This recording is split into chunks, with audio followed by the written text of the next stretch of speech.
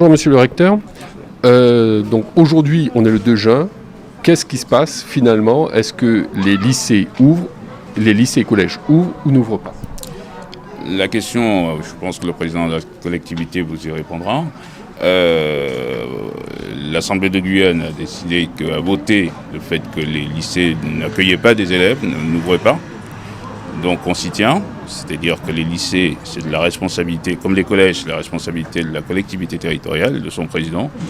Et donc nous, de notre côté, et c'est ce qu'on a dit encore tout à l'heure avec le président, nous, de notre côté, nous avons l'obligation de nous tenir prêts à n'importe quel moment.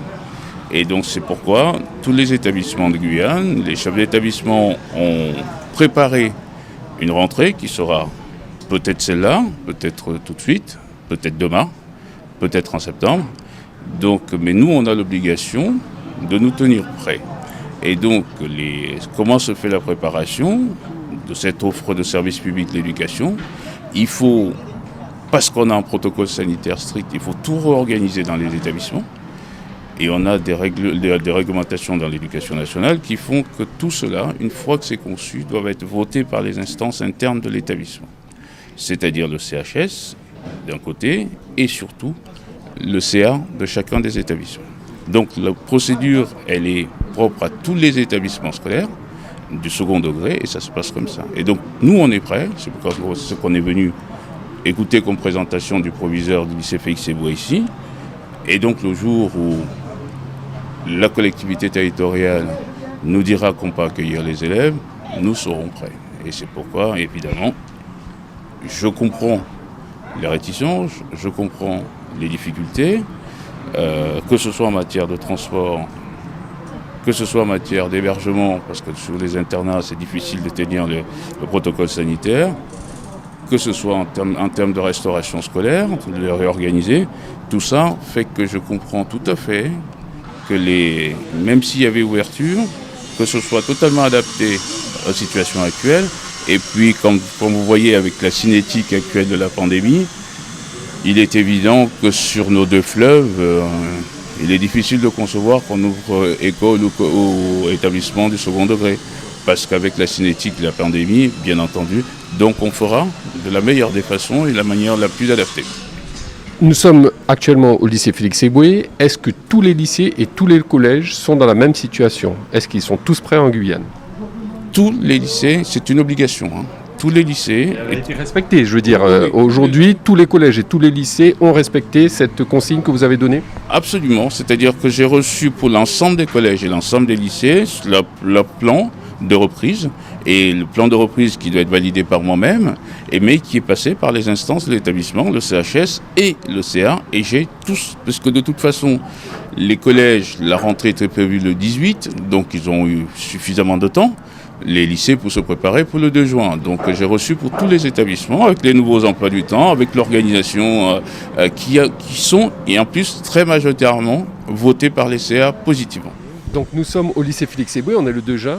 La rentrée devait se faire en principe aujourd'hui. Est-ce que vous, en tout cas, vous étiez prêt à effectuer cette rentrée? Elle ne se fera pas, sur décision du président de la collectivité territoriale.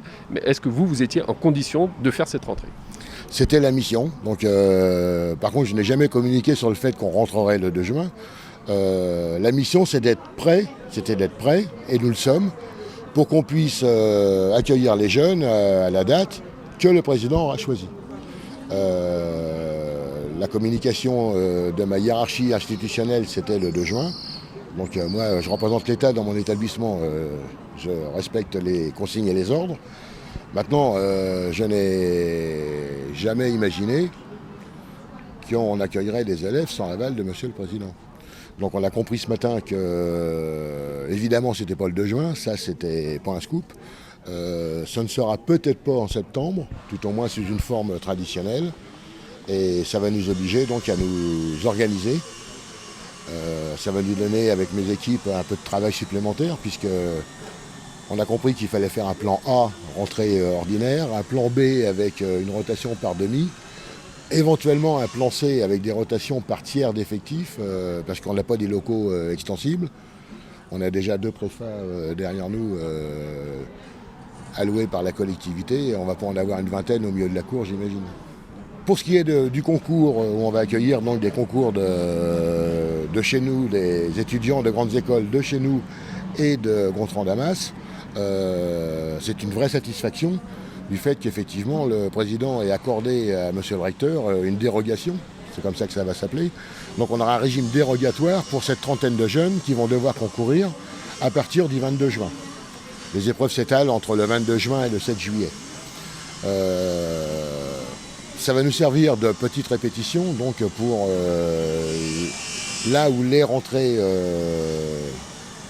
successives qui pourraient se dérouler à partir de septembre 2020. Nous nous sommes évidemment inspirés d'un protocole national qui a été élaboré par le ministère de l'Éducation nationale. Donc ça donne un certain nombre de généralités, on s'en est inspiré. En fait, le protocole Félix Éboué, c'est une déclinaison locale avec la configuration spatiale, géographique qui nous permet d'envisager un certain nombre de dispositions que le protocole national ne pourrait pas imaginer évidemment. Vous connaissez la configuration du lycée Félix Éboué, beaucoup de bâtiments séparés par des environnements en herbe. On a d'autres architectures, y compris en Guyane, où on a des lycées beaucoup plus compacts, un couloir central qui distribue à gauche et à droite des salles de classe. Bon, les contraintes ne sont pas les mêmes. Donc nous, évidemment, on a décliné avec notre configuration locale. Donc j'apprends que vous n'avez pas toujours les masques. Donc je vais envoyer pour vous là rapidement 2-3 paquets. Vous allez les répartir équitablement parce que j'entends que le personnel dispose vraiment des moyens conséquents pour travailler. D'accord ? Je vous félicite parce que le lycée est bien entretenu. Donc il y a d'autres travaux qui vont se faire parallèlement.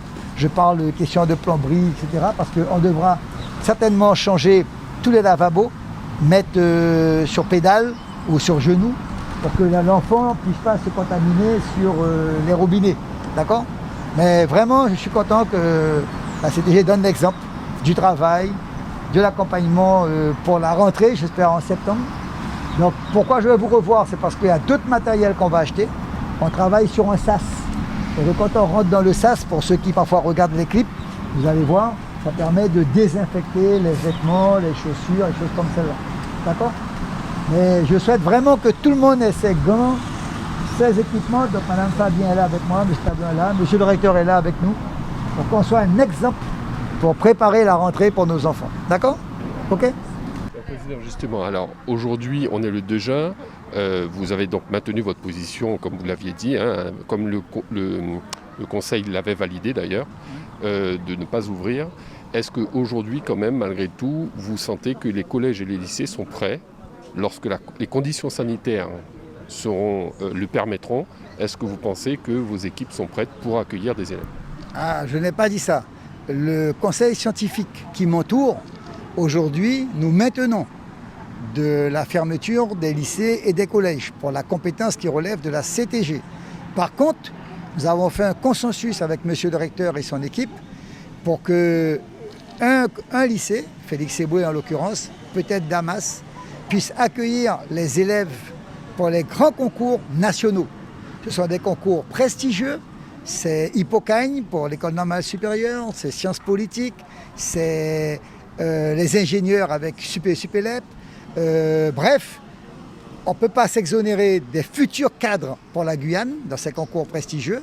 On ne peut pas non plus empêcher à ces enfants de passer les concours malgré le Covid. C'est un jour pour 8, pour 9, maximum pour 20, et ça va se répartir, s'étaler dans la journée. Toutes les conditions, mesures barrières sont respectées. Le gel, les masques, 5 enfants par salle, des choses comme celle-là.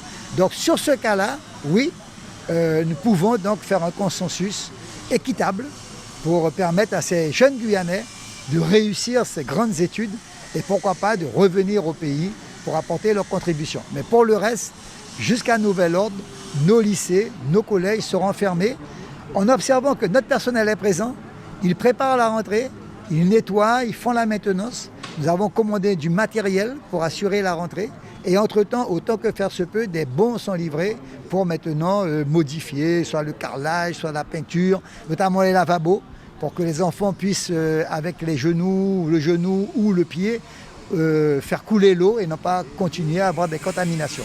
Donc je suis très content de tout ce qui est donc, organisé en ce moment. Donc vos équipes profitent justement pour modifier ou améliorer les établissements afin de, pour septembre, préparer une bonne rentrée. Tout à fait. Comme vous le voyez, les travaux ont continué, n'ont jamais cessé. Donc il y a des bâtiments qui sont réhabilités, des bâtiments qui sont repeints, des carrelages qui sont revus. Le personnel, autant que faire se peut, assure la continuité au niveau des horaires, quitte à faire une rotation le matin et l'après-midi. Nous préparons. Donc on a encore 2 mois pour réfléchir. Maintenant pour les transports, pour la cantine, pour tous ces éléments, pour assurer une bonne rentrée et permettre à nos enfants de travailler dans les meilleures conditions scolaires. C'est de Guyane. Et je passerai dans tous les collèges, dans tous les lycées. Donc je commence aujourd'hui, je crois qu'après on va dans un collège en fonction du planning du recteur, mais moi je continuerai au fur et à mesure, même pendant les vacances, pour visiter tous les collèges, préparer cette rentrée.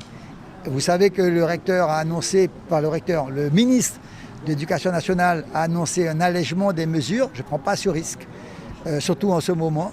Et donc il faut préparer cette rentrée. Si toutes les mesures sont adéquates, il n'y a aucun souci. Les portes seront grandes ouvertes et nos enfants pourront travailler. Maintenant, entre-temps, pendant les vacances, avec la CAF, nous mettrons des dispositions pour assurer des continuités de cours. Dans l'intérieur, le service de la SPLANG travaille pour les bonnes passantes, pour augmenter le débit à Internet. On va dire qu'on n'est pas en vacances. On prépare effectivement, dans les meilleures conditions, la rentrée pour nos enfants. RDI en Guyane, c'est de la musique, des infos et du sport. RDI sur 105.1 à Cayenne et 88.4 à Kourou.